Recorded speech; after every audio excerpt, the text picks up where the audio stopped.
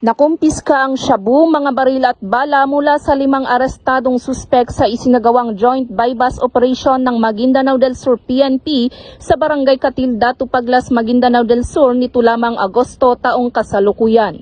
Kinilala ni Police Captain Edwin Sumale, Acting Chief of Police ng Datupaglas MPS, ang mga suspek na sina alias Muhammad, 44 na taong gulang, Menting, 27 na taong gulang, Roy, 30 na taong gulang, Rad, 32 na taong gulang at si alias Girly, 38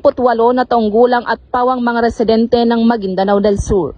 Naging matagumpay ang naturang operasyon dahil sa pinagsanib puwersa ng mga tauhan ng Maguindanao del Sur PNP at 2nd COI Philippine Army na nagresulta sa pagkakaaresto ng mga suspek at pagkakasabat ng isang heat-sealed plastic sachet na pinaghihinlaang shabu, isang M16 rifle, isang homemade Uzi at 2 improvised pistol.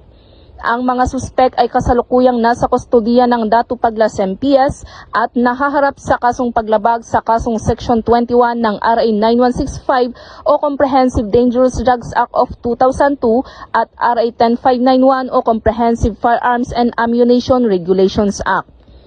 Samantala, tiniyak naman ng mga kapulisan sa Maguindanao del Sur na magpapatuloy ang kanilang walang humpay na kampanya laban sa kriminalidad upang panatilihing ligtas ang bawat komunidad.